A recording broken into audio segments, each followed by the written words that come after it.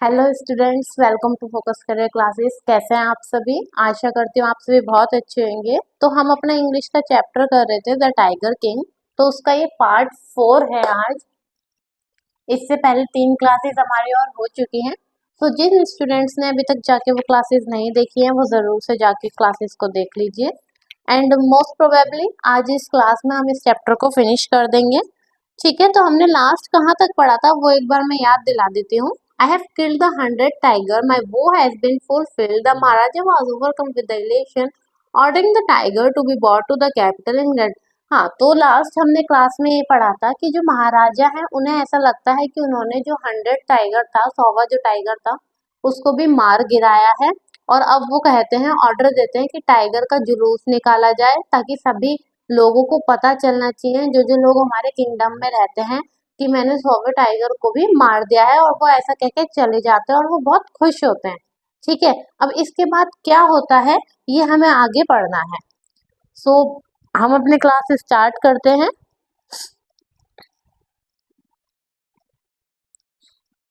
Having killed the last tiger, the Maharaja would naturally desire to call the astrologer and make fun of his prophecy, but by then the astrologer was already dead. वो क्या कह रहा है, महाराजा क्या कहते हैं, ऐसा सोचते हैं कि मैंने 100 टाइगर को मार गिराया है, 100वां जो टाइगर था उसको भी मार दिया। तो उनकी इच्छा तो ऐसी होती है कि उस एस्ट्रोलॉजर को बुलाऊं और उन्हें बुला के कहूं कि क्या हुआ तुम्हारी भविष्यवाणी का, जो तुम इतनी प्रोफेसी दिखा रहे थे उसका क्या हुआ, और उनका मजाक बनाऊं, ऐसा बुला के उनसे कहूं। लेकिन अफसोस होता है उन्हें कि अब मैं उन्हें बुला नहीं सकता क्योंकि जो एस्ट्रोलॉजर थे वो पहले ही मर चुके थे। ठीक है, no I don't think the prophecy was indisputably disproved.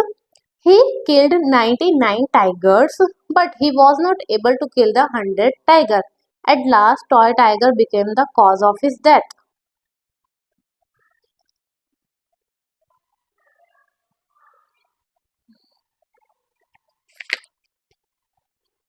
ठीक है, यहाँ से ही पढ़ना है। हाँ, लेकिन होता क्या है, उनको ऐसा लगता है कि उन्होंने 100 टाइगर को भी मार गिराया है, बट ऐसा कुछ होता नहीं है। उन्होंने सिर्फ और सिर्फ 99 टाइगर को ही मारा होता है। जो 100वां टाइगर है वो अभी भी रह जाता है मरने से। कैसे रह जाता है वो सब पढ़ेंगे। At last toy tiger became the, और आखिर में क्या होता है कि जो टॉय टाइगर होता है वो उनकी मौत का कारण होता है। अभी आपको समझ में नहीं आ रहा होगा, आगे की स्टोरी हम पढ़ेंगे तो आपको क्लियर होगा। आफ्टर द महाराजा लेफ्ट, अच्छा ये क्वेश्चन था, सॉरी सॉरी, ये यहाँ पे क्वेश्चन था, आगे का पढ़ते हैं। After the Maharaja left the hunters went to take a closer look at the tiger. The tiger look back at them rolling its eye in bafflement. जब महाराजा उस टाइगर को मार के चले जाते हैं ना, तो महाराजा के जो लोग होते हैं वहां पे, वो उस टाइगर को चेक करते हैं अच्छे से कि ये मर गया या नहीं मर गया। तो वो ये देखते हैं कि जो टाइगर अभी भी वहां पे लेटा हुआ है वो अपनी आंखों को ऐसे ऐसे हिला रहा है, बेफलमेंट कर रहा है, मतलब आंखें वो करना, झपकाना। The man realise that the tiger was not dead. तो उन आदमियों को पता चलता है कि अरे अभी तो टाइगर मरे ही नहीं है। The bullet has missed it, मतलब जो बुलेट थी, जो गोली थी, वो उसको छू के निकली है, बस वो मिस हो गई है महाराजा से। It has fainted from the shock of the bullet wheezing past. और ये जो टाइगर था वो सिर्फ बेहोश हो गया था, क्योंकि एकदम से जब वो बुलेट उसके पास से निकली तो उसकी साउंड बहुत ज्यादा थी। इस डर की वजह से जो टाइगर था वो बेहोश हो गया। The hunter wondered what they should do. अब वो जो वहाँ जो हंटर्स थे, मतलब जो शिकारी लोग थे, जो आदमी थे जो वहां पे चेक कर रहे थे कि टाइगर मरा है या नहीं मरा, वो सोचते हैं अब हम क्या करें, हमें क्या करना चाहिए। If he did, they decided that the Maharaja must not come to know that he had missed his target। तो वो डिसाइड करते हैं कि महाराजा को ये पता नहीं चलना चाहिए कि उनसे ये जो टाइगर का निशाना है वो चूक चूक चुका है और टाइगर की जो डेथ है वो नहीं हुई है। ठीक है, if he did they could lose their job. अब उन्होंने ऐसा क्यों डिसाइड किया कि हम महाराजा को नहीं बताएंगे, क्योंकि अगर वो महाराजा को ये बात बताते कि 100वां टाइगर नहीं मरा है तो महाराजा फिर से बहुत ज्यादा गुस्से में आ जाता और फिर उनकी जो जॉब थी वो उनको नौकरी से निकाल देता गुस्से में। तो उन्हें लगता है कि भाई हम अपनी जॉब से हाथ धो बैठेंगे, तो हम क्या करते हैं कि महाराजा को बताएंगे ही नहीं। One of the hunters took aim from a distance of 1 foot and shoot the tiger. उन हंटर्स में से ही एक हंटर डिसाइड करता है कि चलो ठीक है, अब हम इस टाइगर को खुद ही मार देंगे, शूट कर देंगे, नहीं तो हमारी जॉब जा सकती है। तो इस टाइम क्या होता है, टाइगर मर जाता है और जो मार्क जहाँ पे उन्होंने लगाया होता है निशाना टाइगर को मारने के लिए, वो सही जगह लग जाता है। Then as commanded by the king, जैसा कि महाराजा ने कहा था हंटर्स से, क्या कहा था कि जो मरा हुआ टाइगर है उसको पूरे बैंड बाजे के साथ, प्रोसेशन मतलब पूरे बैंड बाजे के साथ लाया जाए हमारे टाउन में और उसको यहाँ पर दफना दिया जाए। A tomb was erected over it, और टॉम का मतलब क्या होता है, एक समाधि, एक कब्र उसकी बना दी जाए यहाँ पे लाकर। A few days later, the Maharaja's son's third birthday was celebrated. Until then, the Maharaja had given his entire mind over to tiger hunting. He had no time to spare for the crown prince. अब कुछ दिनों बाद महाराजा के बेटे का जन्मदिन आने वाला था, तो वो डिसाइड करते हैं कि ठीक है, अब मैं अपना सारा समय अपनी फैमिली को और अपने चाइल्ड को दूंगा। क्यों? क्योंकि अभी तक मैंने अपना सारा माइंड कहाँ पे लगाया हुआ था, अभी तक सारा माइंड मैंने टाइगर को मारने में लगाया हुआ था, जिसकी वजह से मैं अपने प्रिंस पे, अपने बेटे पे ध्यान नहीं दे पा रहा था और ना ही अपनी फैमिली पे। But now the king turned his attention to the child. He wish to give him some special gift on his birthday. जैसा कि उसका बर्थडे आने वाला है, तो वो चाहता था कि मैं अपने किड्स को बर्थडे पे कुछ स्पेशल गिफ्ट दूं।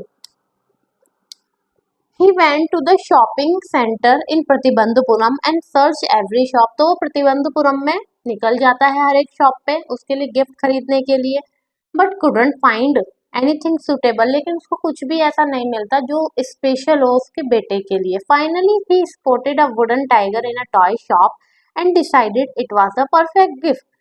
फाइनली उसे इतना ढूंढने के बाद एक लकड़ी का बना हुआ टाइगर मिल जाता है और वो उस टाइगर को लेके चला जाता है और डिसाइड करता है कि अब मैं इस टाइगर को ही अपने बेटे को दूंगा, ये एक परफेक्ट गिफ्ट है उसके लिए।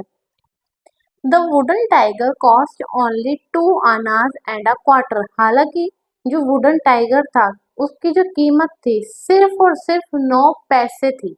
कितना? 9 पैसे। 2 आनाज मतलब 9 पैसे के बराबर। But the shopkeeper knew that if he if he quoted such a low price to Maharaja, he would be punished under the rules of emergency। लेकिन जो शॉपकीपर होता है उसको लगता है कि अगर मैं महाराजा को कम प्राइस बताऊंगा तो शायद वो मुझे पनिश कर दे, वो मुझे पनिशमेंट दे दे और वो कहे कि ये तो नियमों के अनुसार जो रूल्स हमने बनाए हुए हैं उसके अकॉर्डिंग तो ये प्राइस है ही नहीं इसका जितना होना चाहिए। So he said, Your Majesty, this is an extremely rare example of craftsmanship।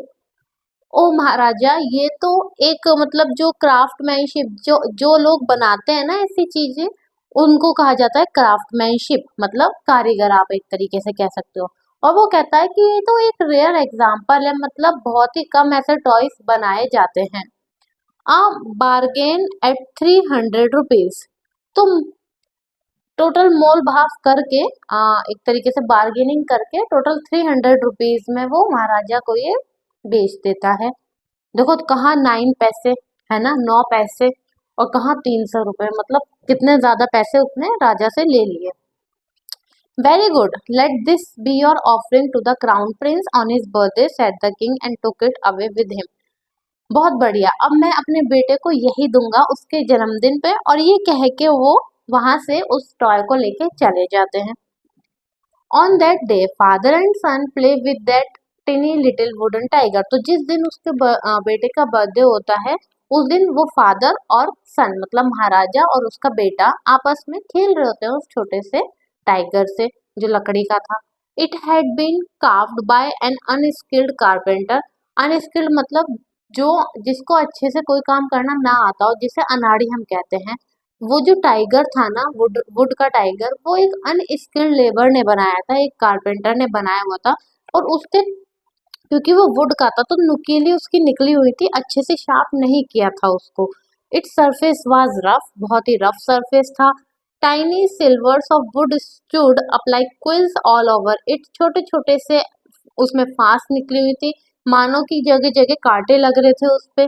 One of दो silvers slivers pierced the Maharaja's, silvers नहीं स्लीवर्स है, the Maharaja's right hand, slivers means जो फास होती है उनको कहा जाता है। उनमें से एक छोटी सी स्लीवर महाराजा के हाथ में जाके चुभ जाती है। ही pulled it out with his left, right hand में उनके चुभती है तो वो क्या करते हैं अपने लेफ्ट हैंड से उसको बाहर निकाल देते हैं और continue to play with the prince, और अपने बेटे के साथ खेलना कंटिन्यू रखते हैं। The next day infection flared in the Maharaja's right hand. अब क्योंकि उनके हाथ में वो फांस चुभ गई थी, उन्होंने निकाल दी जब तो उन्होंने ध्यान नहीं दिया, लेकिन अगले दिन जब वो सुबह उठते हैं तो देखते हैं कि उनके हाथ में इन्फेक्शन हो गया है जहां पर वो फांस चुभी थी। In 4 days it develop into suppurating sore which spread all over the arm. 4 दिन के अंदर अंदर वो जो इन्फेक्शन था वो एक पस में चेंज हो गया था, पूरे हाथ में, पूरी उनकी आर्म में फैल चुका था। 3 famous surgeons were brought in from Madras.